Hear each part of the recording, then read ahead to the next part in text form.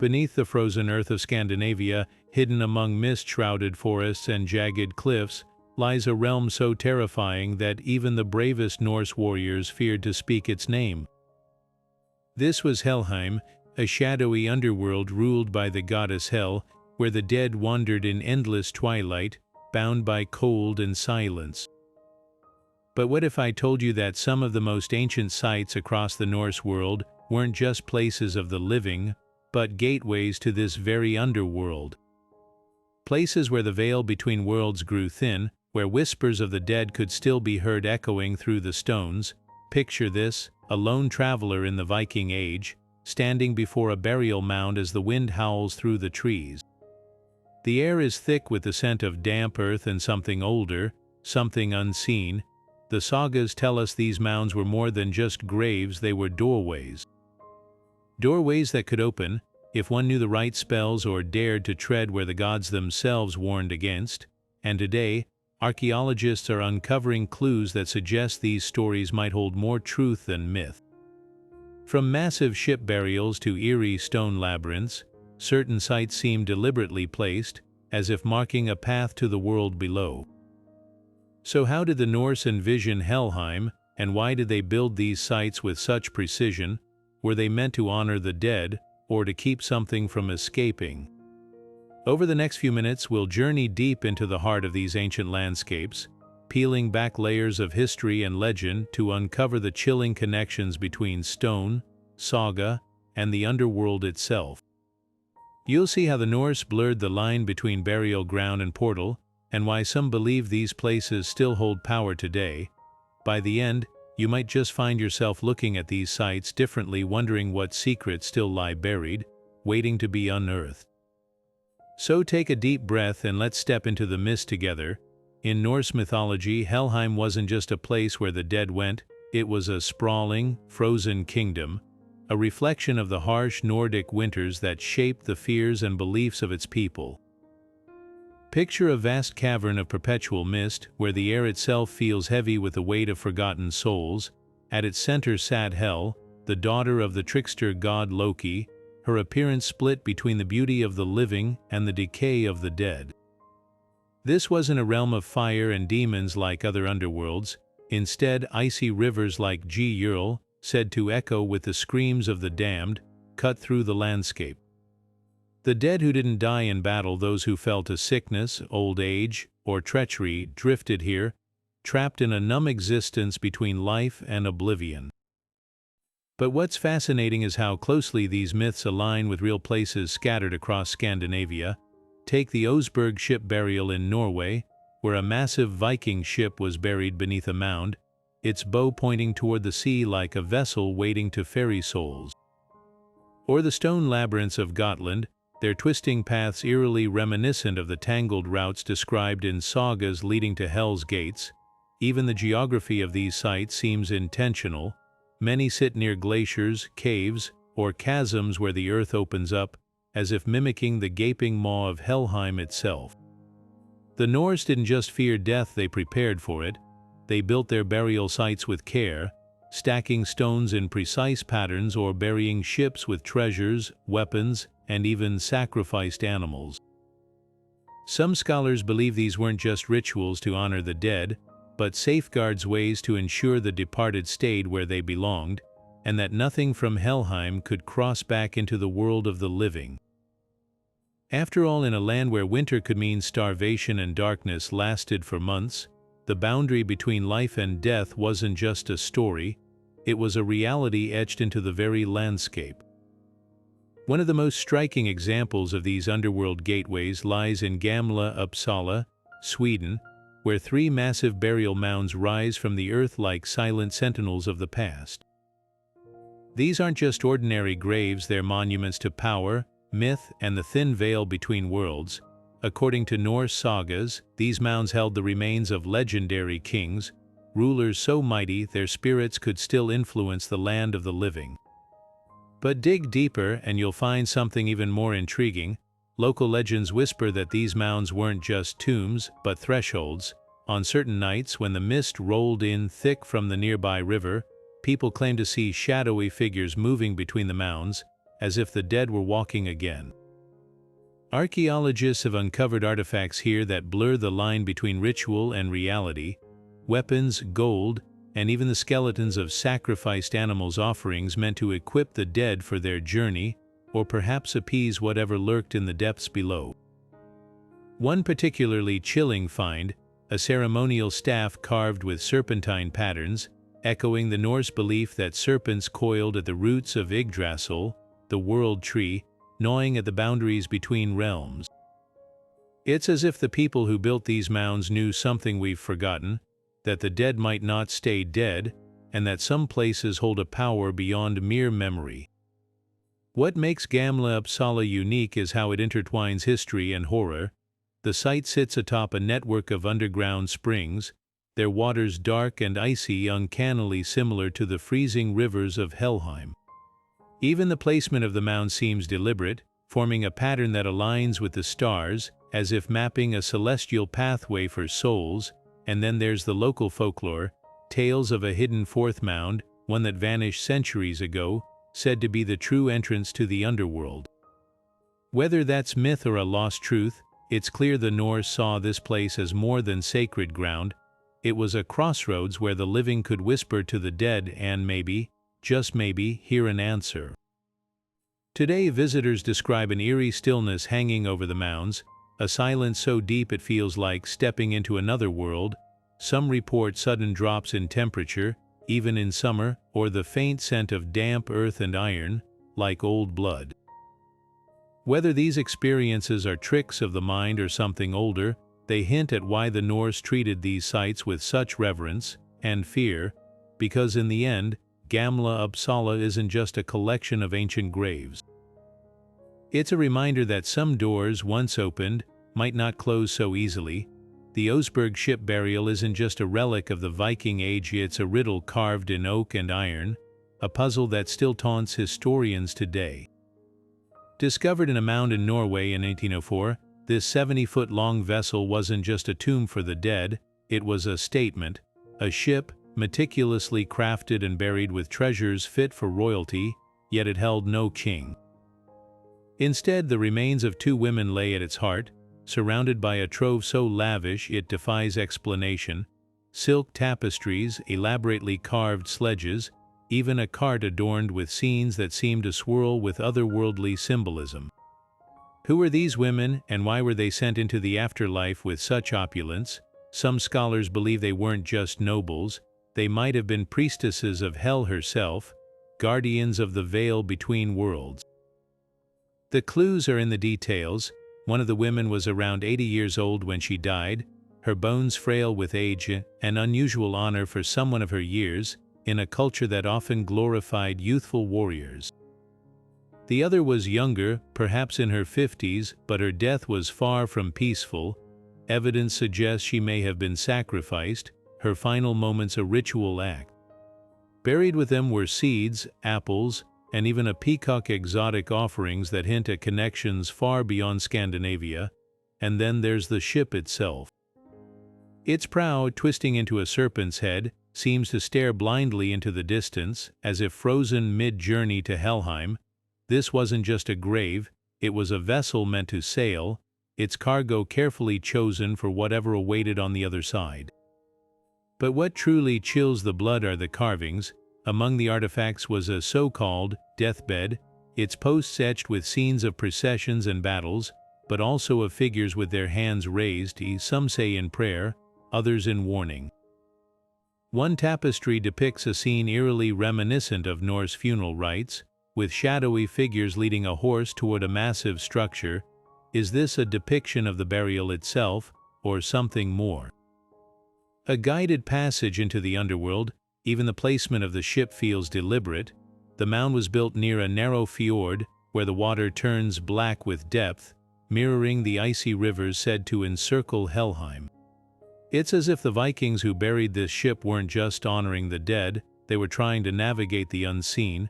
Today, standing before the Oseberg ship in Oslo's museum, it's hard not to feel the weight of those unanswered questions. The wood, preserved for over 1,000 years, still smells faintly of tar and earth, Some visitors claim the air around it feels heavier, as if the ship hasn't quite finished its journey. Whether that's superstition or something deeper, one thing is certain: the Oseberg burial wasn't just about death, it was about power, about bridging realms, and perhaps about ensuring that whatever or whoever lay in that ship never truly left the underworld behind. The Trelleborg fortresses of Denmark stand as eerie monuments to Viking ingenuity, and perhaps something far darker. Built with near-perfect circular precision, these massive ring-shaped strongholds weren't just military outposts. Their design, a perfect marriage of mathematics and myth, hints at a purpose that goes beyond earthly defense. The largest, Trelleborg near Slagels, stretches over 5 acres, its massive timber-reinforced ramparts forming a circle so exact it could only have been plotted with astronomical precision. But why would warriors obsessed with practicality invest such effort into geometric perfection? The answer might lie not in the world of the living, but in the realm of the dead. To the Norse, the circle was sacred, a symbol of cycles, of endings and beginnings.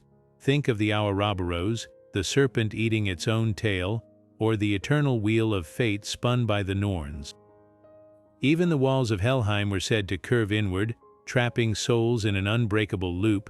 The Trelleborg forts mirror this symbolism, their gates align with the solstices, channels of light piercing the darkness at the year's turning points, moments when the sagas claim the dead could walk closest to the living. Archaeologists have found pits near these gates filled with animal bones, some arranged in spirals, others charred as if by ritual fires. Were these offerings to ancestors, or warnings to whatever might emerge from below? Then there's the unsettling discovery of burial grounds just beyond the fortress walls. At Gersborg, another circular fortress, graves cluster in deliberate patterns, their occupants buried with weapons pointing inward, as if standing guard against something inside the ring. One skeleton, unearthed near Trelleborg's eastern gate, was found with a spear through its chest, the iron tip bent backward in a way that suggests it wasn't just a weapon, but a ritual restraint. Local folklore speaks of the sleeping army, warriors buried in circles to contain their spirits until Ragnarok. Could these forts have doubled as prisons for the restless dead? The most chilling clue lies in the fort's abrupt abandonment. Despite their sophistication, the Trelleborgs were used for barely a generation before being left to decay. No signs of battle, no evidence of siege, just empty rings sinking into the earth. Later sagas describe a plague that ravaged Denmark around that time, a death mist said to rise from burial mounds. Whether that's poetic license or a fading memory of real catastrophe, it's hard not to wonder, did the Norse build these perfect circles to keep enemies out, or to keep something in? Today, walking the overgrown ramparts, you can still feel the weight of that question. The grass grows greener inside the rings, as if fed by something beneath the soil. And when the fog rolls in at dusk, the circles seem to glow faintly, as though tracing a boundary the dead still honor. High on a windswept plain in Sweden, the Runestone stands like a sentinel from another age, its surface carved with more than 700 runes, each one a whisper from the past. But these aren't just words, they're a labyrinth of riddles, a puzzle wrapped in myth and fear. Erected in the 9th century, this towering slab of granite doesn't just commemorate a fallen hero, it seems to chronicle something far darker. Some scholars believe its cryptic verses describe journeys to Helheim, while others insist it's a warning, a message from the dead to the living. The stone's inscriptions are a tapestry of contradictions. One passage speaks of 9 generations and 9 lives, numbers sacred to the Norse, echoing the 9 worlds of Yggdrasil. Another references the sun's sister, a phrase some interpret as a nod to Hel herself, whose domain was said to lie in the cold shadow of the world tree. But the most chilling lines are those that seem to blur time itself, mentioning battles long past and wars yet to come, as if the carver knew the future or was channeling voices from beyond. One verse even asks, who fetches the dead from the road to hell? A question that feels less like poetry and more like a plea. What makes the Runestone truly unsettling is its location. It stands near what was once a burial mound, its base stained with offerings of animal bones and charred wood. Local legends say the stone was placed there to anchor the mound, to keep whatever slept beneath from stirring. Modern scans reveal hollows beneath the earth, chambers that match descriptions of Norse death houses, where the restless dead were sealed with spells and iron. Some even claim the runes glow faintly at dusk, though whether that's trick of the light or something older depends on who you ask. Theories about the stone's purpose are as varied as its runes. Could it be a memorial for a son lost too soon, his father etching secrets only the gods could fully grasp, or was it a boundary marker, a literal line in the sand between the worlds of the living and the dead? The most haunting possibility, that it's both a grave marker and a gateway, its words a key to unlocking something best left buried. Today, visitors describe an uncanny silence around the stone, as if the wind itself hesitates to disturb its message. Touch the runes and you'll find them colder than the surrounding rock, as though the stone remembers the chill of Helheim and the hands that carved its warnings 1,000 winters ago. Beneath the fertile fields of southern Sweden, the remains of a temple at Uppåkra whisper secrets of a faith far older than the Viking Age. This wasn't just a place of worship, it was a nexus of power, rebuilt 7 times over 600 years, each iteration more elaborate than the last. But what makes Uppåkra unique isn't just its age or its grandeur, it's what archaeologists found beneath its floor, layer upon layer of offerings deliberately buried in the earth, as if feeding something below. Weapons bent beyond use, golden figurines of gods with hollow eyes, even the bones of horses and dogs arranged in strange, almost ritualistic patterns. And at the center of it all, a single post hole deeper than the others, stained with something dark. Was this temple a bridge to Helheim, a place where the living could bargain with the dead? The evidence lies in the details. Many of the offerings mirror descriptions of gifts to chthonic deities, gods of the underworld. A silver pendant depicting a woman with a cup, possibly a Valkyrie guiding souls, was found carefully placed near the temple's entrance. Nearby, a spearhead had been driven into the ground point down, a practice seen in Norse graves to prevent the dead from rising, but the most chilling discovery was a small, crude figurine of a woman with one half of her face rotted away, an uncanny parallel to Hell's split visage. These weren't casual offerings, they were deliberate, almost desperate attempts to communicate with forces beyond the veil. What's even more striking is the temple's alignment. Unlike later Christian churches, which face east toward the rising sun, Uppåkra's entrance points north, the direction associated with cold, darkness, and the underworld in Norse cosmology. Local legends speak of a black well that once lay near the site, its waters said to be bottomless, fed by the same icy springs that nourished Helheim's rivers.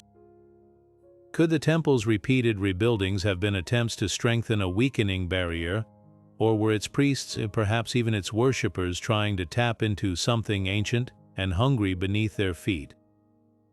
The final layer of Uppåkra's mystery lies in its abandonment. Unlike the Trelleborg forts, which fell into disuse abruptly, the temple was dismantled carefully, its posts pulled from the earth with ritual precision. Before it was sealed, someone placed a single amber bead in the central post hole, a substance believed to trap souls in Norse folklore. Then the entire structure was burned, the ashes scattered across the field. Whether this was an act of defiance or fear, one thing is clear: Uppåkra wasn't just closed, it was silenced. Today, standing in that quiet field, you can still feel the weight of what's missing. The soil is unnaturally rich, too fertile for the surrounding land, as if something beneath still hungers, and on certain nights when the mist rises from the nearby river, visitors swear they hear the faint sound of chanting not from the air, but from the earth itself. Stretching like a scar across the Swedish landscape, the Götavirke earthworks defy simple explanation. These massive banks of earth and stone, some sections towering over 15 feet high, snake through dense forests and open fields for nearly 2 miles. Unlike the defensive walls of later centuries, Götavirke doesn't guard any obvious settlement or border. Instead, it seems to trace something invisible, following the contours of the land with eerie precision. Built sometime between the 5th and 7th centuries, these earthworks predate the Viking Age, their origins lost to time, but local legends hold a chilling clue. They call it Järnvägen, the Iron Wall, not for any metal in its construction, but because it was said to be forged by giants to keep the dead from wandering back into the world of the living. Archaeologists have uncovered strange details that support this folklore. Along certain stretches, the earthworks are punctuated by what appear to be deliberate gaps, narrow passages just wide enough for a single person to walk through. But these aren't gates or breaches, they're lined with standing stones carved with bind runes, magical symbols meant to trap or redirect spirits. Even more unsettling are the pits dug at regular intervals behind the wall, filled with ash and animal bones arranged in spiral patterns, as if marking points where something tried and failed to climb over. One such pit contained the skeleton of a wolf, its jaws wired shut with iron bands, a practice known from Norse graves to prevent the dead from speaking curses. The most compelling theory comes from the earthworks alignment. Götavirke doesn't face outward toward potential invaders, it curves inward, as if containing something within the landscape. It runs parallel to an ancient burial ground, its stones etched with warnings like, "Beware the pale host," and "No fire burns here," but perhaps the most telling clue lies beneath the surface. Ground-penetrating radar has revealed a network of underground channels beneath the wall, their courses mirroring the paths of nearby rivers, except these channels are dry, their beds filled with crushed quartz that glows faintly under ultraviolet light. In Norse cosmology, quartz was thought to be the bones of the earth, a material that could both reflect and trap supernatural energy. Were these channels meant to drain something away, like a spiritual moat? Today, walking Götavirke at dusk feels like stepping into a liminal space. The air grows still, the sounds of birds and insects fading as if muffled by an unseen hand. Locals still avoid certain sections after dark, telling stories of figures seen moving along the wall's crest, figures that don't cast shadows. Whether these earthworks were a barrier, a pathway, or something more complex, one thing is clear: the people who built them weren't just shaping the land. They were negotiating with forces we've long since forgotten how to name, and in the quiet between the stones, you can almost hear the echo of that conversation, a whisper in a language older than runes. Deep beneath the mountains of Norway, where the rock twists into jagged teeth and the air grows thick with the scent of damp stone, lies a network of caves so vast and winding they seem to defy the logic of the natural world. To the ancient Norse, these weren't just geological formations, they were the lair of Nidhogg, the monstrous dragon eternally gnawing at the roots of Yggdrasil, the world tree. According to myth, Nidhogg's ceaseless chewing caused earthquakes and tremors, his venom dripping into the underworld's rivers to poison the dead. But what if this wasn't just metaphor? What if the Norse were describing something real, something they'd glimpsed in the depths of places like the Roldal Caves or the eerie labyrinth of Helheim? Step inside one of these caverns and you'll understand why they spark such terror. The walls aren't smooth, they're ribbed and gnarled like petrified muscle, the stones scored with deep grooves that could easily be mistaken for claw marks. Stalactites hang like fangs, their tips glistening with moisture that drips into pitch-black pools below. In places like the Svarthamar cave system, the rock formations even resemble the coiled body of a serpent, frozen mid-movement. It's no wonder the Norse saw these spaces as alive, as literal conduits between worlds. The soundscape alone would fuel nightmares. Water echoes through the tunnels with a hollow, rhythmic pulse, uncannily like the gnashing of teeth described in the sagas. But the connection goes deeper than mere resemblance. Archaeologists have found evidence of ritual activity in these caves dating back to the Viking Age, and not the kind tied to everyday worship. At the mouth of the Steinstul's cave, offerings of twisted metal and shattered weapons litter the floor, many deliberately bent or broken, as if rendered useless to prevent them from being taken by unseen forces. Deeper in, charred bones are arranged in spirals, a pattern seen in Norse spells meant to bind or banish. Most chilling of all are the carvings, crude depictions of serpents and dragons etched into the walls, their bodies dissolving into the rock as if vanishing into the earth. Were these warnings, or attempts to appease whatever the Norse believed dwelled below? Perhaps the most striking parallel lies in the cave's geology. Many of these systems are fed by underground rivers, their waters tinged red by iron deposits, a haunting echo of Nidhogg's venomous drool. Some, like the Jordbrugrata network, feature roots from surface trees snaking down through cracks in the ceiling, literally threading the boundary between the world above and the darkness below. It's as if the myth of Yggdrasil's roots wasn't just symbolic but observational, born from generations of people encountering these subterranean landscapes and trying to make sense of their unnatural presence. Today, modern explorers report odd phenomena in these caves that defy easy explanation. Compasses spin erratically near certain tunnels, as if the rock itself holds a magnetic charge. Temperatures drop suddenly in passages that should be sheltered, the cold so intense it leaves frost on gear, and then there are the sounds not just echoes, but whispers, almost vocal, that seem to rise from the stone. Scientists attribute it to wind currents or groundwater, but to those steeped in the old stories, it's hard not to wonder, is Nidhogg still down there, chewing patiently at the roots of the world, waiting for Ragnarok to finally set him free? The caves keep their secrets, but one thing is certain: the Norse didn't just fear these places, they respected them as thresholds to something ancient, something hungry, and something far older than myth. Rising from Iceland's stark landscape like a frozen sentinel, Helgafell isn't just a mountain, it's a sacred threshold.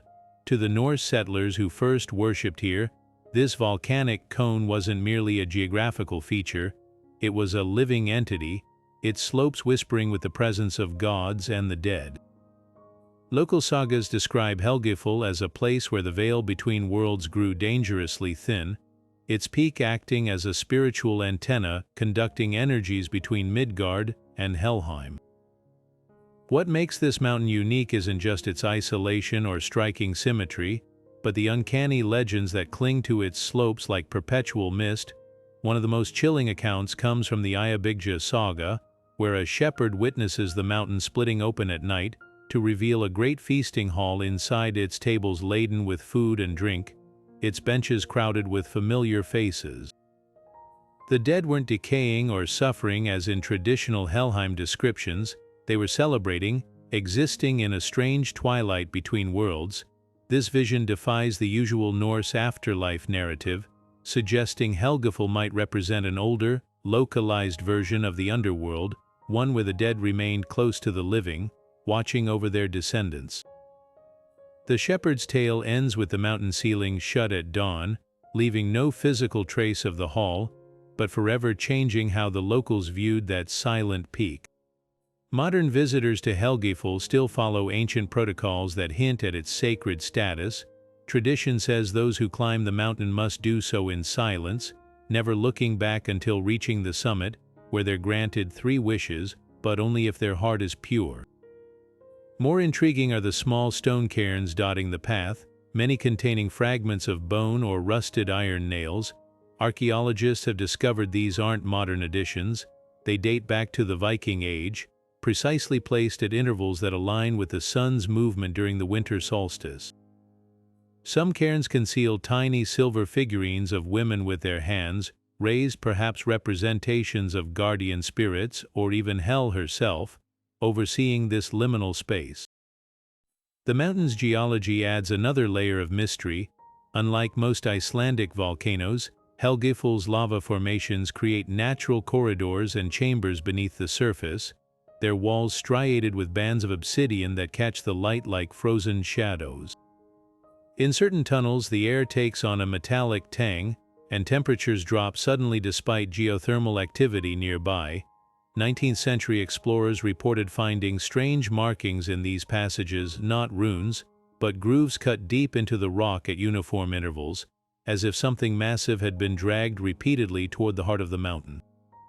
Local farmers still tell of livestock vanishing near Helgafell's base, their bones sometimes found years later piled in crevices, polished smooth by forces beyond wind and weather.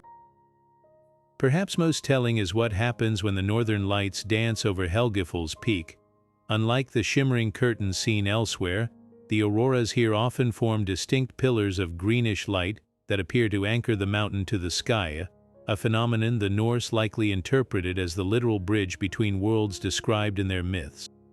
Modern scientists attribute it to magnetic anomalies caused by the volcano's unique mineral composition, but standing there under that eerie glow, it's easy to understand why generations believed this was where the living could catch glimpses of Helheim's frozen plains. Even today, photographers document strange light orbs moving along Helgafell's ridges at night, following paths no human or animal could traverse safely in the dark. What makes Helgafell endure as more than just a folk tale is the tangible reverence it still commands. The mountain remains privately owned by a family who have preserved its sanctity for centuries, refusing commercial development despite Iceland's tourism boom. Their ancestors' graves face the mountain's eastern slope, a tradition spanning generations not out of fear, but because Helgafell isn't just a gateway to the underworld in their eyes. It's a guardian, a silent witness to the cycles of life and death, where the boundaries aren't walls but permeable membranes. When the winter winds howl down from its summit, old-timers say that's not just the weather, it's the mountain breathing, reminding everyone below that some doors swing both ways. On the windswept shores of Norway's Oslofjord, the Borre Mound Cemetery rises from the earth like a silent council of kings. This sprawling burial ground, home to 7 massive mounds and over 30 smaller graves, wasn't just a resting place for the dead, it was a statement carved into the landscape. These weren't ordinary graves, they belonged to the Viking elite, men and women of such power that their journey to the afterlife demanded spectacle, reverence, and perhaps even fear. What makes Borre extraordinary isn't just the scale of its mounds, but what they reveal about the Norse vision of death not as an equalizer, but as a hierarchy that extended beyond the grave. The largest mound, known simply as the King's Mound, stretches nearly 50 yards in diameter and stands taller than a 2-story house. Beneath its grassy surface, archaeologists uncovered the charred remains of a ship, its timbers blackened by fire, a funeral pyre meant to propel its occupant into the next world. But this wasn't just any vessel. The craftsmanship was exquisite, with ornate carvings of serpents and wolves adorning its planks, creatures deeply tied to Norse myths of the underworld. Even more telling were the artifacts buried alongside the deceased: a sword with a pommel of gold, its blade ritually bent, a set of scales perfectly balanced, and the skeleton of a hunting dog, its collar studded with silver.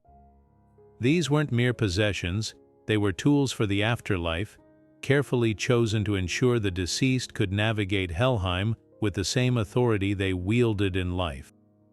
What sets Borre apart from other Viking burial sites is the deliberate arrangement of its mounds. Unlike the haphazard clustering seen elsewhere, these graves form a precise arc, their positions mirroring the constellation Orion, a formation the Norse associated with the god Odin's wild hunt, a spectral procession of the dead across the night sky. This celestial alignment suggests the cemetery wasn't just a collection of graves, but a carefully designed portal, a way station for souls transitioning between worlds. Local folklore adds another layer. Villagers long whispered that on midwinter nights, faint drumbeats could be heard echoing from the mounds, as if the buried ships were rowing toward some distant shore. The most unsettling discovery, however, came from a smaller, seemingly insignificant grave at the edge of the site. Here, researchers unearthed the remains of a woman buried with a staff topped with a brass finial shaped like a crow, an unmistakable symbol of the Valkyries, Odin's choosers of the slain. But unlike the warriors' send-offs in the larger mounds, her grave contained no weapons, only a bundle of herbs still faintly aromatic after 1,000 years. Analysis revealed they were henbane and mandrake, plants known for their hallucinogenic properties. Was she a seer, a guide who could navigate the boundaries between life and death, or something more sinister, a guardian tasked with ensuring the dead stayed where they belonged? Modern visitors to Borre describe an almost electric stillness hanging over the mounds, as if the air itself is charged with unspoken history. Some report hearing whispers on the wind, though the language is unrecognizable, not quite Old Norse, but something older, something primal. Others claim their cameras malfunction near the largest mound, photos coming out blurred or overexposed despite perfect lighting. Whether these experiences are tricks of the mind or echoes of the past, one thing is clear: the people buried here weren't just sent into the ground. They were sent with purpose, their graves designed not just to honor them, but to contain them, because in the Norse world, power didn't end with death, it merely changed realms. And at Borre, the line between those realms feels paper-thin. Beneath the still, dark waters of Sweden's Lake Mälaren lies a landscape frozen in time, a sunken world where Viking halls and sacred groves slip silently into the depths. Once connected to the Baltic Sea, this inland lake swallowed entire settlements as the land rose after the last ice age, a slow drowning that the Norse might have seen as more than geological chance. To a people who believed rivers like Ural separated the living from the dead, the gradual disappearance of these sites could have mirrored the descent into Helheim itself, where everything eventually sank into cold, silent oblivion. Take the ruins of Borre, the bustling Viking trade hub now half submerged along the lake's edge. When archaeologists dove beneath its waters, they didn't just find collapsed piers and lost artifacts, they uncovered a ritual platform strewn with animal skulls, their eye sockets staring upward through the murk, as if watching the surface world fade away. Nearby, a row of standing stones tilts eerily toward the lakebed, their runes worn smooth by centuries of currents. One, still legible, bears the inscription, Heir Ligger Mather or Heimi, here lies a man from the world. Was this a grave marker, or a warning? The stones point not toward the shore, but into deeper water, as if guiding souls along a path only the dead could follow. Then there's Sanda Kyrka, a medieval church now knee-deep in the lake, its altar stone crusted with algae. Local legends claim the church was built atop an older pagan site, a place where offerings were cast into the water to appease spirits. Divers report an uncanny stillness near its submerged walls, as if the water itself is holding its breath. Metal detectors have pinged on objects buried in the sediment, not coins or nails, but thin bronze discs etched with helix patterns, reminiscent of the coils of Nidhogg, the underworld serpent. Were these tossed in as payment to whatever lurked below? But the most chilling discovery lies farther out, where the lake plunges suddenly into darkness. Sonar imaging reveals what appears to be a ship-shaped depression in the silt, far too large for any known Viking vessel. Unlike the carefully buried ships at Oseberg or Borre, this one shows no signs of a funeral, just a gaping void where the keel should be, as if the earth opened up to swallow it whole. Nearby, a lone iron spear stands upright in the mud, its tip embedded deep in the lake bed. Carbon dating places it around the year 1000, the height of Norse paganism's clash with Christianity. Was this a desperate offering to hell, an attempt to seal some unseen breach as the old ways slipped beneath the waves? Today, those who boat over these hidden ruins report strange phenomena: compasses spinning wildly in certain spots, eels avoiding entire sections of the lakebed, and on still nights, a sound like distant drumming rising from the depths. Scientists blame gas vents or shifting sediment, but the locals still whisper another explanation. They say Lake Mälaren isn't just a body of water, it's a lid, pressed gently over something older and hungrier than history remembers. And every time a relic washes ashore or a new ruin is discovered, it's not archaeology at work, it's whatever's down there, reminding the living that the door to Helheim was never fully closed, just submerged. Standing proudly in the small Danish town of Jelling, Two massive runestones tell a story that bridges the pagan and Christian worlds, but if you look closer, their carvings might also reveal secrets about the Norse vision of the underworld. The larger of the two, erected by King Harald Bluetooth in the 10th century, is often called Denmark's birth certificate for its inscription announcing the unification of the kingdom and the country's conversion to Christianity. Yet beneath this historical milestone, the stone's imagery pulses with older, darker themes. A serpent writhes around its edges, its body twisting to form the runes themselves, a deliberate choice that echoes the myth of Jormungandr, the world serpent whose coils encircled Midgard and whose venom would one day flood the underworld. But it's the smaller gelling stone raised by Harald's father, Gorm the Old, that whispers of Helheim. Its runes are simpler, dedicated to Gorm's queen, Thyra, but the weathered face bears a curious depiction, a beast with gaping jaws, its limbs tangled in what could be roots or chains. Some scholars argue this isn't just any animal, it's the hound Garmr, guardian of Hell's Gate, described in the sagas as bound beneath the roots of Yggdrasil until Ragnarok. The stone's placement is equally telling. It stands exactly halfway between two massive burial mounds, forming a perfect triangle with them, a geometric arrangement that mirrors Norse descriptions of the three roots of the world tree, one of which stretched directly into Hell's domain. The mounds themselves deepen the mystery. While the northern mound is empty, perhaps a cenotaph or symbolic monument, the southern mound once held a burial chamber lined with oak planks charred black, as if burned from within. Local legends claim that on certain nights, a faint glow seeps from the mound's crevices, a phenomenon some attribute to bioluminescent fungi, though others insist it's the restless dead kindling their own funeral pyres. More compelling is the discovery of horse bones buried in concentric circles around the base of Gorm's stone, their skulls oriented inward, a practice seen in Norse rituals to tether spirits to a specific place. Were these offerings meant to guide Thyra's soul, or to keep something else from wandering out? Modern technology has revealed even stranger details.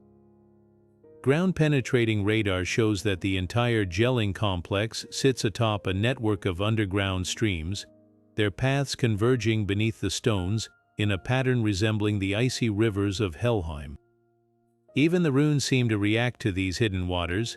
During heavy rains, the carvings on the smaller stone darken as if absorbing moisture, while the larger stone's serpentine runes appear to ripple, an illusion that sparked tales of the stone waking when the underworld draws near.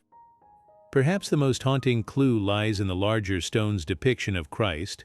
Unlike traditional Christian art, this figure isn't serene or triumphant. His arms are outstretched as if bound, his body entangled in the same serpent that frames the stone. To some, it's a fusion of symbols, the sacrifice of Christ overlapping with Odin's ordeal on Yggdrasil, where he hung for 9 nights to gain knowledge of the dead.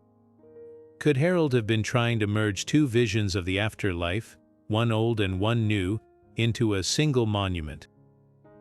Or was he quietly acknowledging what his ancestors knew, that some places, like Gelling, have always been thresholds, where the living, the dead, and the divine meet in the shadow of the stones? Today, visitors who trace the runes with their fingers report a sudden chill, even in summer sunlight. Some claim the carvings feel slightly indented, as if worn down by countless unseen hands over the centuries. Whether that's erosion or something more supernatural is impossible to say, but one thing is certain: the gelling stones aren't just memorials. They're maps, warnings, and perhaps even doorways, silent sentinels keeping watch over secrets we've only begun to decipher. In the shadow of Iceland's rugged Thingvellir Valley, where tectonic plates tear the earth apart, the Althing Assembly wasn't just a meeting place for the living, it was a crossroads where justice and the dead walked hand in hand. For nearly 1,000 years, Viking chieftains gathered here to settle disputes, forge laws, and decide fates under the open sky, but beneath the echoes of speeches and the clashing of weapons used to seal oaths, this site pulsed with older, darker significance. The Althing stood on the doorstep of Helheim, its very location chosen not just for practicality, but because the Norse believed certain places held power over life, death, and judgment. Look at the landscape with ancient eyes, and the symbolism becomes undeniable. The assembly met atop a rocky outcrop called the Lurgberg, or Law Rock, surrounded by fissures so deep they seem to plunge straight into the underworld. Nearby, the silvery waters of the Uppåkra River cut through the lava fields like G. the mythical river of corpses separating the living from hell's domain. Even the valley's geology whispers of liminality. The all-thing sat directly between North America and Eurasian tectonic plates, a literal rift between worlds. It's no coincidence that this same valley became Iceland's primary execution site, a place where outlaws were cast into crevices or drowned in deep pools, their bodies left as offerings to forces older than the law itself. Archaeologists have uncovered burial mounds scattered around Thingvellir, their placement anything but random. One cluster lines the path to the Lurgberg, each mound containing not just bones, but objects that blur the line between grave goods and legal tools. In one, a spearhead was buried beside a set of scales, its beam carefully broken, a gesture that might symbolize the finality of judgment. Another held the skeleton of a man with his hands bound by a slender silver wire, a punishment reserved for oath breakers in Norse society. But the most telling finds are the so-called doomstones, flat rocks etched with runes that don't commemorate the dead, but list crimes and verdicts. These weren't tombstones, they were binding markers, ensuring the condemned couldn't seek vengeance even in the afterlife. The connection between law and death runs deeper than burial customs. Norse mythology paints hell not just as a passive underworld, but as a realm of judgment, where souls were weighed and sorted much like cases at the Althing. The goddess Hel herself was said to preside over oaths sworn by the dying, her half-rotted face mirroring the duality of justice, fair in process, merciless in outcome. This belief bled into the assembly's rituals. Before major decisions, chieftains would circle a particular fissure now known as Drekkingarhylur, or drowning pool, tossing in arm rings and weapons.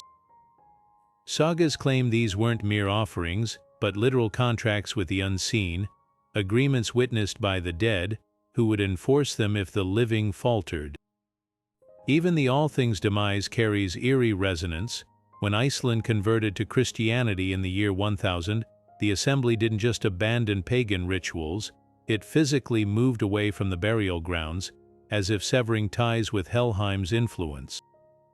Yet something lingered. Medieval chronicles speak of lawyers who camped too close to the old site, dreaming of shadowy figures, reciting laws in forgotten dialects.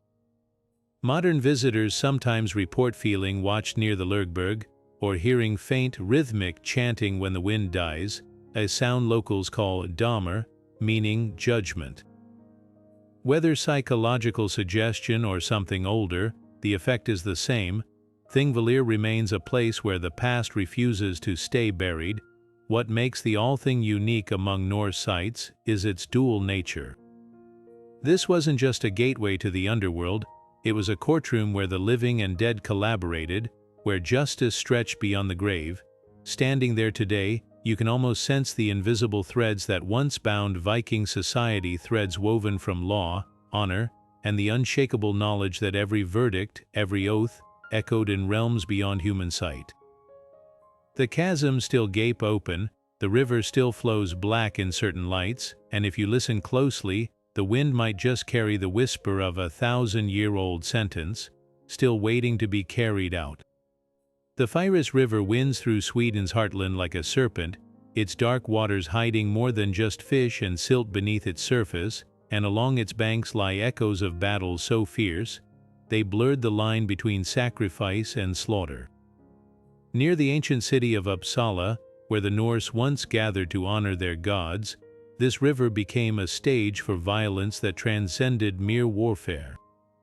These weren't just clashes for land or power, they were rituals, acts of devotion to forces far older than any kingdom. The dead weren't just buried here, they were given to the river itself, as if feeding a hunger that had nothing to do with human ambition. Take the Battle of Fyrisvellir in the 10th century, where legend says the Swedish king, Erik the Victorious, fought off invading Danes by making a pact with Odin himself. The sagas claim the river turned red with blood, its currents carrying corpses downstream for days, but archaeology tells an even darker story. Along the river's bends, mass graves contain skeletons piled like firewood, many with their skulls crushed or ribs splintered from spear thrusts. What's chilling isn't just the violence, it's the precision. Certain graves hold only left hands, severed cleanly at the wrist and arranged in circles, palms facing downward. Others contain horses buried standing upright, their legs snapped post-mortem to keep them frozen in a grotesque semblance of life. These weren't haphazard burials, they were messages, offerings laid out in a language only the gods, or the dead, could fully understand. The river's role in these rituals becomes clearer when you examine the artifacts recovered from its depths. Among the expected swords and shield fragments are objects that defy martial explanation, cauldrons filled with charred animal bones, their interiors stained with a metallic residue that tests reveal is human blood. Iron nails driven into the riverbed in perfect spirals, their patterns matching Norse depictions of Hell's gates. Most haunting are the so-called silent stones, smooth river rocks etched with bind runes and sunk into the water at specific points, their inscriptions always facing downward, toward the underworld. One such stone, dredged up in the 19th century, bears a single word in faded runes, G-Jurl, the name of the icy river that borders Helheim. But why here? Why did the Fyris become a conduit for the dead? The answer might lie in Uppsala's sacred geography. The river curves around the city's ancient temple complex, forming a natural boundary between the living and the burial mounds that stretch for miles beyond its banks.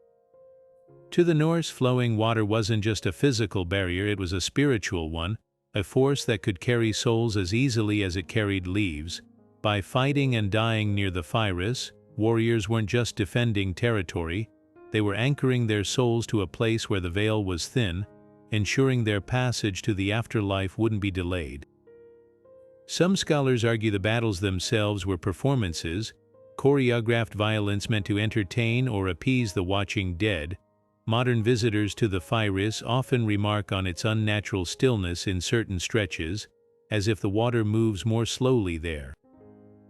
Fishermen tell stories of nets coming up empty for no discernible reason, or of hooks vanishing into the depths without so much as a tug. On foggy mornings, when the mist clings to the river's surface, locals claim to hear the faintest clang of metal on metal, like spectral warriors still clashing beneath the current.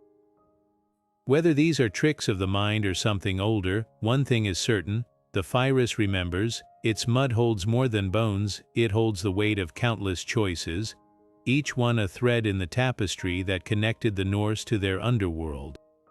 And sometimes when the light hits the water just right, the river doesn't look red from iron deposits, it looks like it's bleeding. Tucked between rolling farmland and the Baltic coast in southern Sweden, the Kivik grave site seems unassuming at first glance, just a grassy mound about 25 yards across.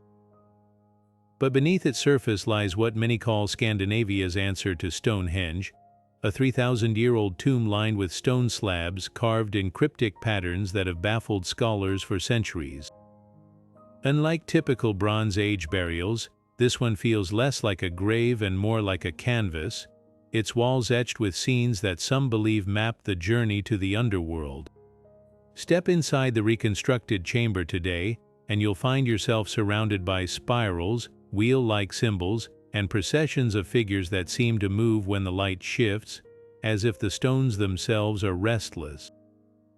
The most striking panel shows what appears to be a chariot pulled by two horses, their legs elongated as if in motion, while a figure stands beside them holding what might be a shield or a sun disk.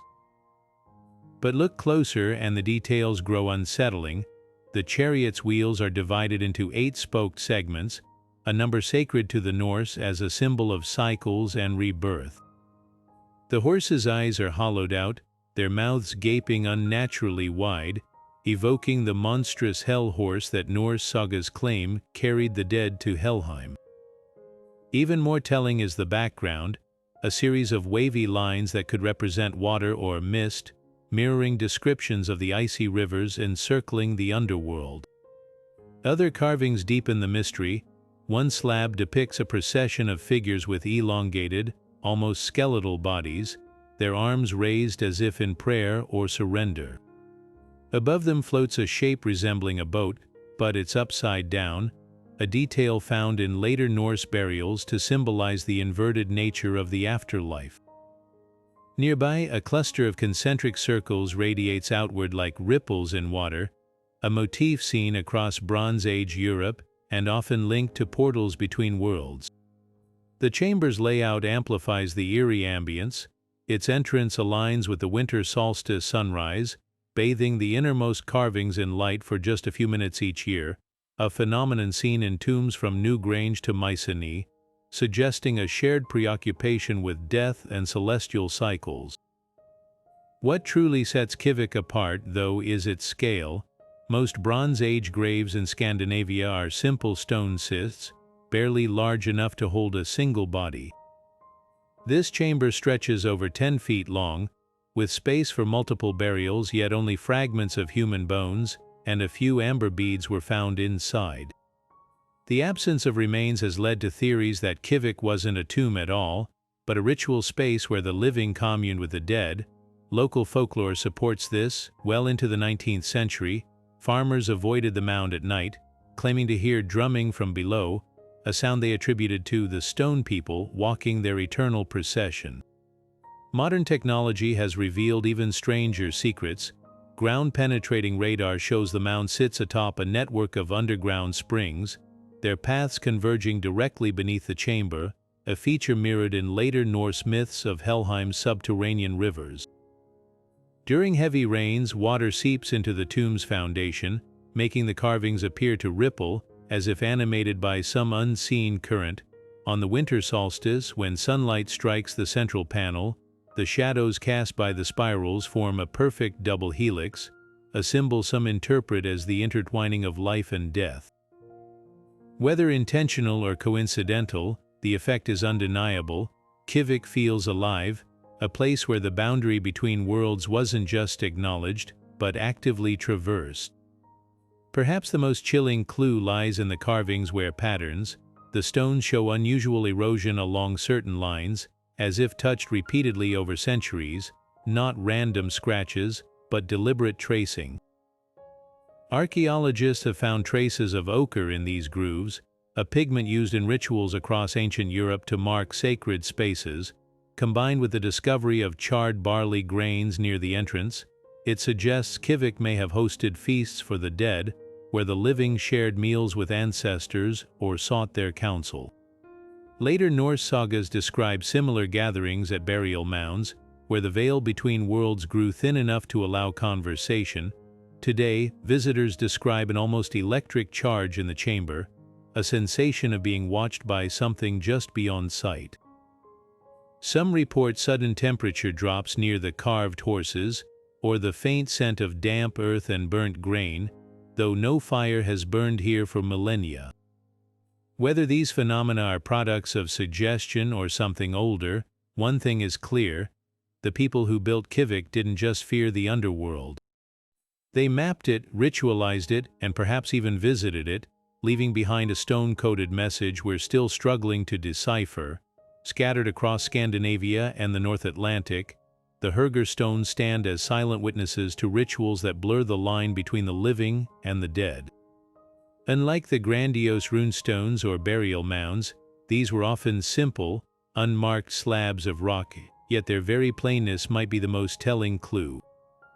The Norse word horger doesn't just mean altar, it implies something raw, unfinished, a place where the rules of civilization didn't fully apply. These stones weren't temples to the Aesir gods like Odin or Thor. They were meeting points with something far older, far hungrier chthonic forces that demanded more than prayer, forces that could only be reached through blood and whispers. Imagine a lone farmer in the Viking Age, kneeling before one of these stones as dusk settled over the fields. The sagas describe rituals where animals, sometimes even humans, were bled directly onto the rock, their life seeping into the earth as an offering. But these weren't sacrifices in the traditional sense. The blood wasn't meant to ascend to the heavens, it was meant to sink, to travel downward, a liquid bridge to the underworld. Archaeologists have found Hugger sites with grooves carved into their surfaces, channels directing the flow of offerings into cracks in the earth, as if feeding something below.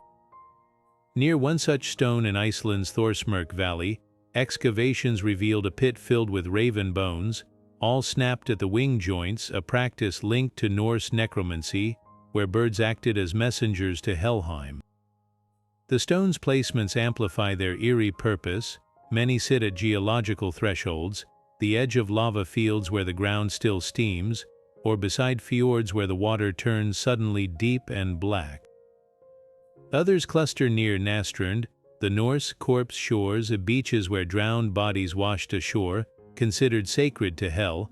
At a site in Norway's Dovrefjell Mountains, 3 Hugger stones form a perfect triangle around a natural spring, its water tinged red from iron deposits.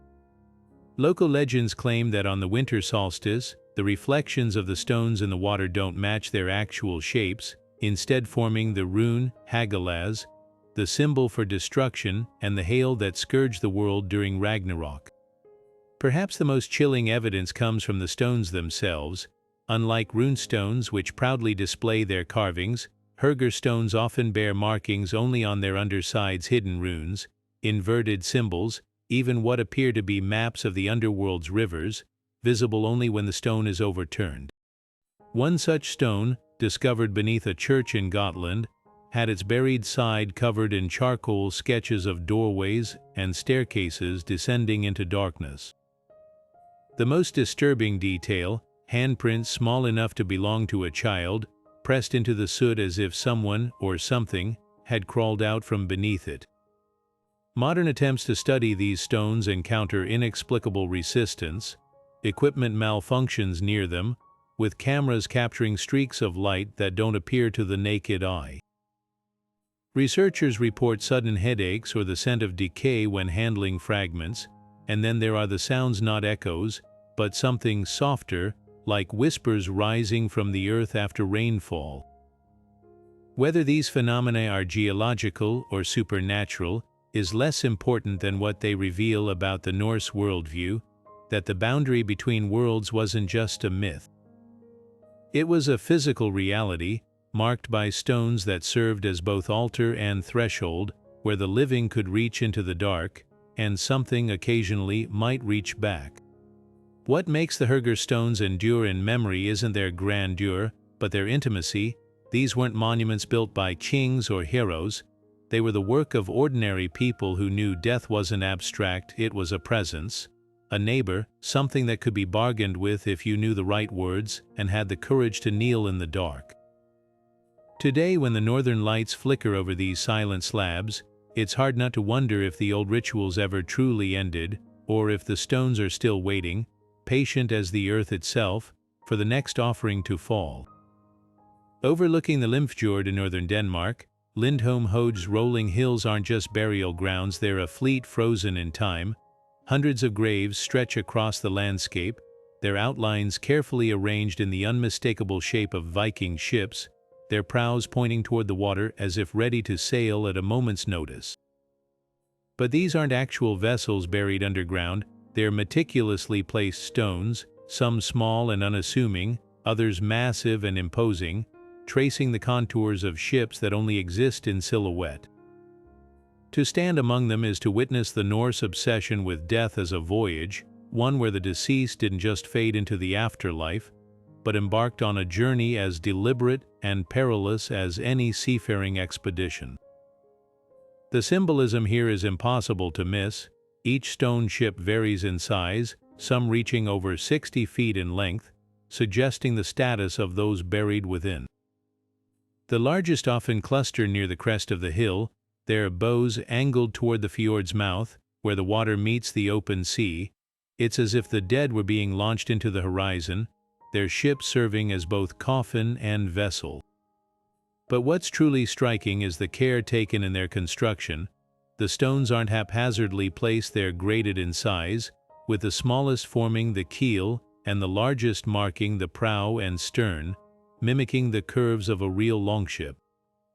Some even feature anchor stones, heavy boulders placed just beyond the ship's outline, as if tethering the deceased to this world until the final farewell. Archaeological finds at Lindholm deepen the mystery. Excavations revealed that many graves contained not just human remains, but objects carefully chosen for the journey ahead. A warrior might be buried with his sword, yes, but the blade would be deliberately bent or broken, a practice thought to either kill the weapon spiritually or prevent it from being stolen by grave robbers, living or otherwise. Women's graves often included weaving tools or small boats made of amber, perhaps meant to symbolize their role in crafting the sails for the afterlife voyage. Even children's graves feature tiny ship outlines, some no larger than a man's arm span, their stones dotted with miniature offerings like animal teeth or seashells, proof that in Norse culture, the journey to Helheim wasn't reserved for the mighty alone. The site's location adds another layer of meaning.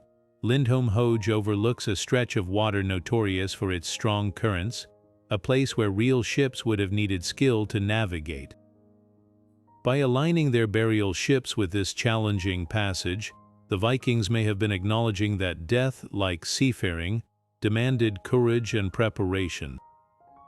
Local legends speak of a shadow fleet seen on foggy mornings, ghostly ships gliding just beneath the water's surface, their crews silent and watchful. Modern visitors often report a peculiar phenomenon. When the wind blows in from the fjord, it doesn't rustle the grass inside the stone ships, as if the boundaries of those ancient vessels still hold some invisible power. Perhaps most haunting is what happened to Lindholm itself. Around the year 1000, a massive sandstorm buried the entire site, preserving it untouched for nearly 9 centuries. When archaeologists finally uncovered it in the 1950s, they found the stones still in perfect alignment, the graves undisturbed by time or plunder. It's almost as if the land itself conspired to protect these symbolic ships, keeping them ready for the day their passengers might finally set sail. Today, walking among the stones at dusk, when the low light stretches their shadows across the grass like longship wakes, it's easy to understand why the Norse saw death not as an end, but as a departure, and why they built their graves to reflect that belief so literally. The sea was in their blood, after all. Why should the afterlife be any different? Norse poetry doesn't just describe Helheim, it pulls you into its frozen grip, word by word, until you can feel the icy breath of the dead on your neck. Take the Eddic poem Baldersdramer, where Odin rides to the edge of Hell's realm and confronts Osiris in a grave. She describes the underworld as a place where the walls are woven with serpents' spines, a line that chills not just for its imagery, but for its eerie alignment with real sights. At Sweden's Älvstones, a massive ship-shaped monument of standing stones, excavations revealed serpentine carvings coiled around the base of each megalith, their grooves stained with a rust-colored residue iron oxide mixed with animal fat, as if the stones were ritually fed to keep whatever they depicted at bay. Skaldic verses, dense with metaphor, offer even darker clues. A 10th-century poem by Eyvinder Skaldaspillir calls Helheim the Hall of the Roof of Wounds, a phrase that baffled scholars until excavations at Denmark's Jelling site uncovered a burial chamber lined with shields, not placed ceremonially, but nailed to the ceiling with their edges outward, creating a literal roof of sharp metal. Was this a defensive measure, or a grotesque homage to poetic imagery? The connection grows stranger when you consider that the same poem references the dish of the High One, a kenning for a skull. Beneath Jelling's southeastern mound, archaeologists found a drinking cup fashioned from a human cranium, its rim lined with silver, proof that poetry and practice were often one and the same. But it's the Grågelder, a spell poem from the Poetic Edda, that ties most hauntingly to the landscape. In it, a dead sorceress instructs her son on how to navigate Helheim's rivers, warning of the bridge of the dead, glass smooth and slanting.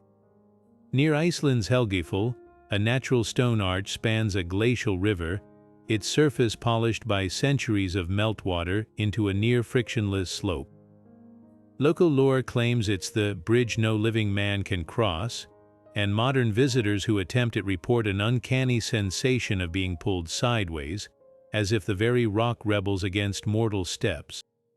The poem's next lines, "The hound's maw drips blood before Hell's gate," mirror discoveries at Norway's Roldal Caves, where Iron Age dog skeletons were found arranged in a tunnel, their jaws propped open with stones, teeth stained red from ochre paste. The Verlispa, perhaps the most famous Eddic poem, paints Helheim as a hall of shadows where all must walk the corpse road. This road might not be metaphorical. At Sweden's Annenskjöld, a Viking Age burial mound is flanked by two parallel rows of standing stones, stretching nearly a kilometer, a pathway leading straight to a glacial ravine. Carbon dating of charcoal pits along this route suggests fires were lit here not for light, but to create smoke screens, perhaps to obscure something moving between the stones. The poem's reference to screams echoing from Nastron's shore finds a grim echo in Estonia's Salmi ship burials, where 7 men were interred with their vocal cords meticulously removed, their mouths sewn shut with sinew. Were they silenced to prevent them from calling out, or to keep something else from answering? What makes these poetic descriptions so compelling is their tactile familiarity. When the Grimnismal speaks of Helheim's rivers of knives, it's hard not to think of Iceland's Jökulsárlón lagoon, where icebergs calve from glaciers with edges sharp enough to flay skin, their meltwater channels carving blade-like grooves into the bedrock. When skalds describe the weeping willows of hell, their roots clutching the dead, excavations at Norway's Koppang Cemetery reveal graves wrapped in birch bark, the body's fingers interlaced with root fragments. Even the poetic image of Hell's dish, hunger, finds resonance in Denmark's Trelleborg fortress, where a pit of gnawed human bones was found beneath the feasting hall, evidence of desperation, cannibalism during famine, or a ritual reenactment of the underworld's torment. These aren't just literary devices, they're echoes of real places, real rituals, proof that the Norse didn't just imagine their underworld, they built it, stone by stone, offering by offering, until the line between poetry and place blurred into something alive. When a skald recited verses of Helheim's smoke-black halls, his audience likely pictured specific caves, burial mounds, or standing stones they'd seen firsthand. That's the power of these poems. They weren't just stories, they were maps, warnings, and perhaps even invitations whispering that the door to Helheim wasn't hidden in some distant realm, but right beneath their feet, waiting in the places they knew best. Stretching like veins across the Scandinavian landscape, certain ancient roads seem to pulse with purpose beyond mere travel, paths worn deep by generations of feet, not all of them living. The Norse called them Helvigir, or Hell roads, routes deliberately aligned with burial grounds, glacial fissures, and other liminal spaces where the veil between worlds grew thin. Unlike ordinary thoroughfares, these trails often followed unnatural courses, zigzagging around boulders in ritual patterns, fording rivers at their darkest whirlpools, or climbing relentlessly toward cliffs with no apparent destination. To walk them was to tread in the footsteps of the dead, retracing journeys that began with funeral processions and ended somewhere far beyond the living world.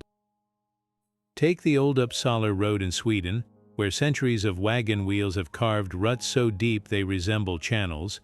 This path doesn't simply connect settlements, it weaves between 3 colossal burial mounds before terminating abruptly at the edge of a sacrificial bog. Iron Age artifacts recovered from the bog's depth, swords bent into U shapes, spears driven tip first into the peat, suggest this was no accidental endpoint. The road's final stretch is flanked by standing stones, each carved with downward pointing arrows, as if directing travelers towards something beneath their feet. Local sagas describe funeral cordages moving along this route at twilight, their torches flickering like a serpent of fire slithering into the earth, a vivid echo of the flaming ship burials that sent Norse chieftains to the afterlife. Further north, Norway's Götavirke Pass hides an even more unsettling feature, a stretch known as Dødmannsdalen, the Valley of the Dead Man. Here, the path narrows to a single file track wedged between sheer rock walls, its surface embedded with flat stones etched with single runes. When pieced together in sequence, these glyphs form a chilling stanza from the poetic Edda. The path to hell is downward always.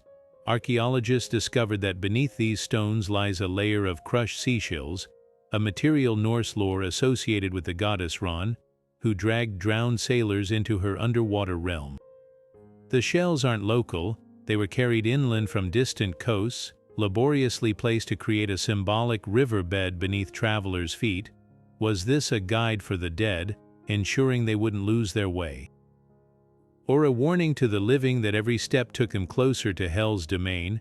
The most haunting hell roads are those that defy logic entirely.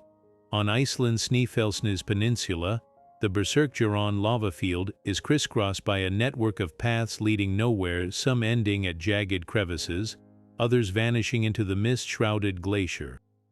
These trails aren't just impractical, they're dangerous, winding through terrain that would have been avoided by any sensible traveler. Yet sagas recount funeral processions deliberately choosing these routes, their bearers chanting spells to smooth the way as they went. Modern scans reveal why beneath the lava lie vast cavern systems, their entrances concealed by centuries of eruptions. To the Norse, these tunnels weren't geological quirks, they were literal gateways to Niflheim, the primordial land of ice that birthed Helheim. By walking these broken paths, the living performed a grim symmetry, mirroring the dead's descent into the underworld's labyrinth. What unites these roads isn't just their association with death, but their eerie persistence in local memory. In Denmark's Jutland region, farmers still avoid plowing certain furrows that align with ancient hell roads, claiming crops planted there wither overnight. In Sweden's Dalarna province, migrating reindeer instinctively detour around these paths, their herds splitting as if parted by an invisible wall, and on foggy mornings in coastal Norway, hikers occasionally report finding fresh footprints along long-abandoned routes, prints that stride confidently toward cliffs or bogs before vanishing abruptly at the edge. Whether folklore or phenomenon, these stories underscore a truth the Norse understood deeply. Some roads weren't built for the living, they were invitations etched into the landscape by hands that knew the way to Helheim and made certain the dead would never walk alone. Hidden deep in Norway's Hardangervidda Plateau, the springs of Urdadalen Valley don't just bubble, they seem to whisper. These ice-cold waters emerge from cracks in the bedrock, their surfaces perpetually dusted with a thin layer of mist that locals once called the Norn's breath. According to legend, this was one of the places where the three fate-weaving sisters of Norse mythology came to draw water from Urdarbrunner, the well that nourished Yggdrasil's roots and fed the waters of Helheim itself. But what makes this site more than just another folktale is its eerie resemblance to the mythical well's description, a cavernous pool surrounded by gnarled ancient trees, their roots plunging into the water like veins drinking from a subterranean heart. Archaeologists have found offerings wedged between these roots, twisted silver wires, bone needles, and small wooden discs carved with runes. These weren't typical votive gifts. Each object showed signs of deliberate damage, as if killed before being given to the waters. One particularly chilling discovery was a bundle of 9 hazel staves, bound with human hair and notched with markings that match later Icelandic grimoires' spells for divination.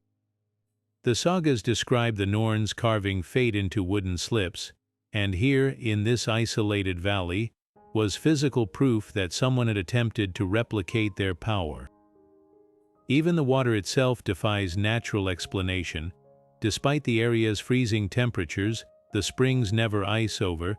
their surfaces shimmering with an oily iridescence caused by mineral deposits that stain the rock's blood red downstream. Modern scientists attribute this to iron-rich bedrock, but Norse poets described Urdarbrunner as the well that bleeds into 9 worlds, its waters darkening as they seep toward Helheim. The valley's topography deepens the connection. A nearby cave system funnels the spring water underground, where acoustic testing reveals vast, echoing chambers beneath. To a culture that believed caves were Helheim's antechambers, this geological quirk would have seemed like literal confirmation of myth. Other candidate sites across Scandinavia share equally uncanny traits. On Sweden's Gotland, the Bodvide spring gushes from beneath a burial mound, its flow increasing at the winter solstice, the time when the dead were thought to walk closest to the living. Iceland's Ölfusá River hides a whirlpool known as Earthworld, where medieval texts claim women would cast weighted yarn to measure fate's length. Even the placement of these springs follows a pattern. They cluster near glacial moraines, where meltwater carves tunnels through the earth, mirroring the Norse description of Hvergelmir, the roaring cauldron that fed all underworld rivers. But perhaps the most compelling evidence lies in the rituals still practiced near these waters. At Norway's Urdadalen, farmers until the 19th century would ask the well for weather predictions by floating birch bark boats laden with candles. In Denmark's Malsbjerg, springs were adorned with cloth scraps tied in knots, a direct echo of the Norns' fate weaving. These weren't casual traditions, they were careful, almost fearful acts of reciprocity with forces believed to govern life and death. Standing beside one of these wells today, it's easy to understand why the Norse saw them as thresholds. The water doesn't just flow, it pulses, as if drawing breath from some colossal lung beneath the earth.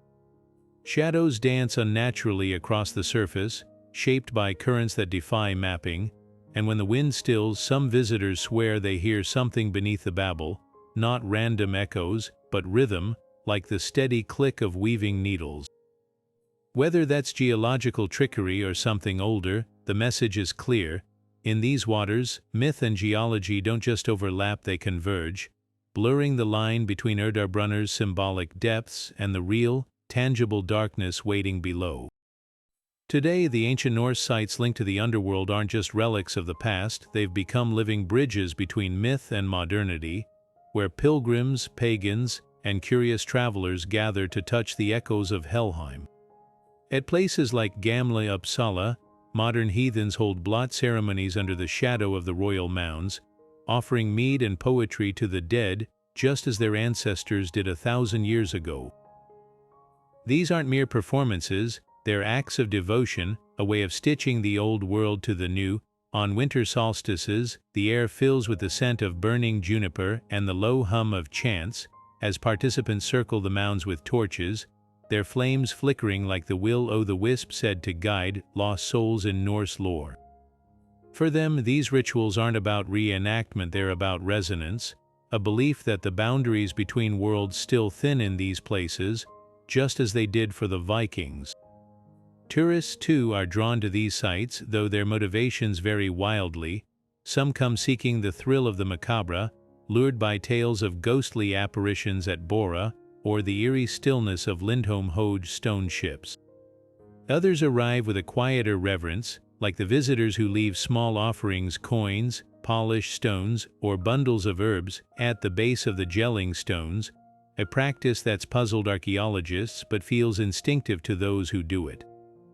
Local guides tell stories of cameras malfunctioning near certain burial mounds, or sudden temperature drops in the Oseberg ship's museum hall, adding layers of modern myth to ancient ground. And then there are the accidental pilgrims, like the hikers who stumble upon Iceland's Helgafell and find themselves compelled to follow the old tradition, climbing in silence, making 3 wishes at the summit, and never looking back until they descend. Whether they believe or not, something about these places demands participation, a momentary surrender to the weight of history. But it's not just individuals keeping these legends alive. Entire festivals have sprung up around the underworld's allure.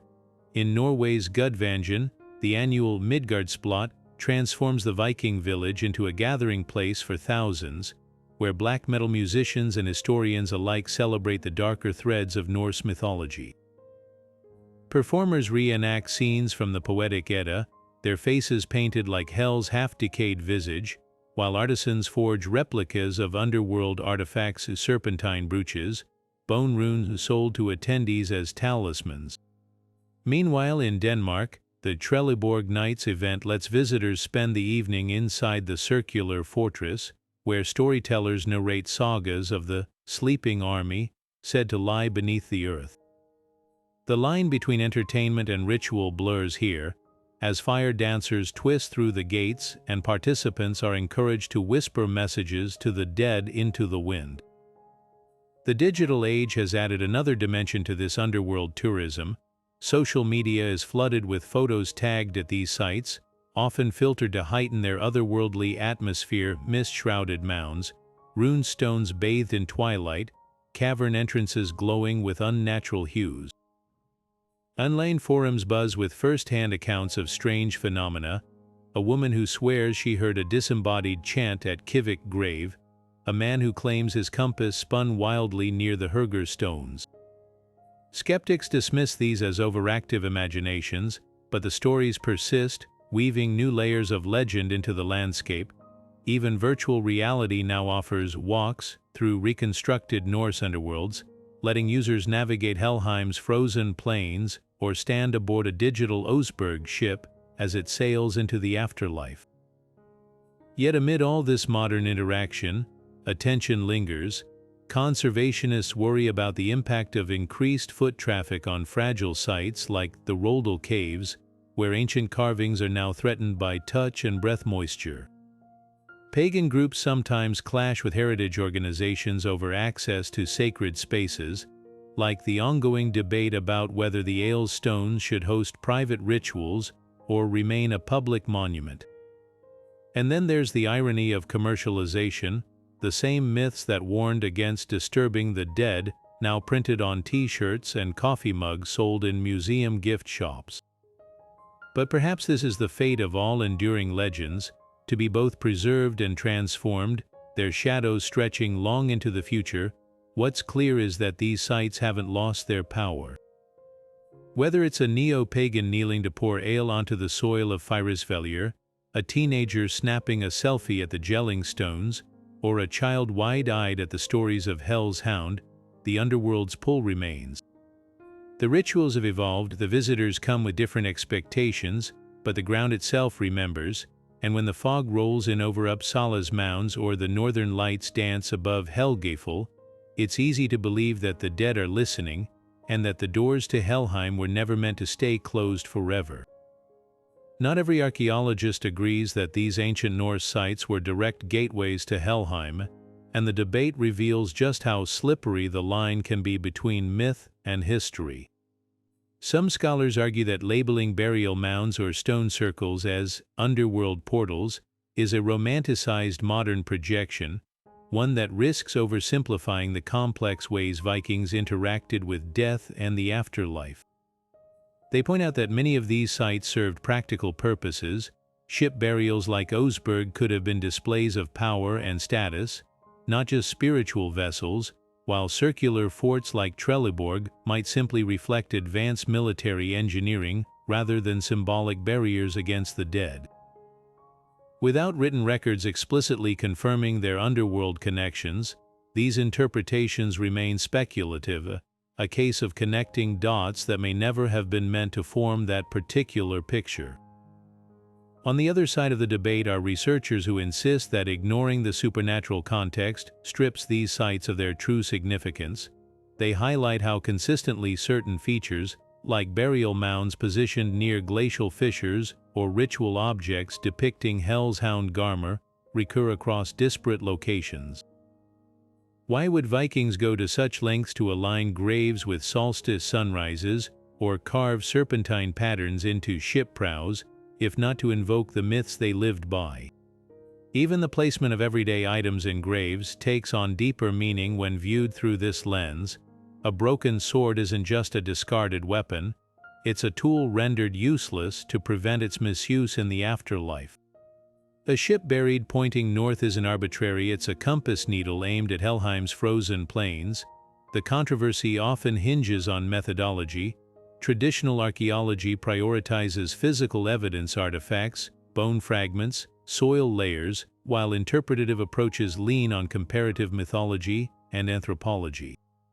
At Gamla Uppsala, for example, mainstream scholars might see 3 royal mounds as political monuments, while others argue their alignment with subterranean springs mirrors the Norse description of Yggdrasil's roots feeding the underworld. Both perspectives have merit, but they speak different languages, one of carbon dating and stratigraphy, the other of symbolic resonance and oral tradition. Perhaps the most heated discussions center on sites altered by later cultures.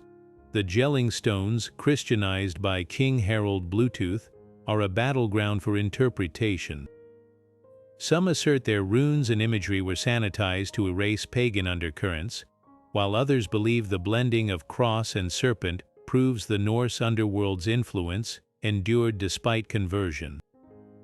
Even modern excavations stir debate, like the discovery of the female Viking warrior at Borre, whose grave goods suggested Valhalla rather than Helheim.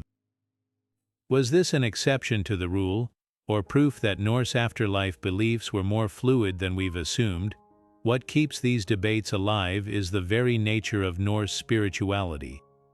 Unlike Christianity or Islam, Viking religion had no codified doctrine, no single authoritative text. Myths varied by region, era, and storyteller. A burial practice in Denmark might mean something entirely different in Iceland.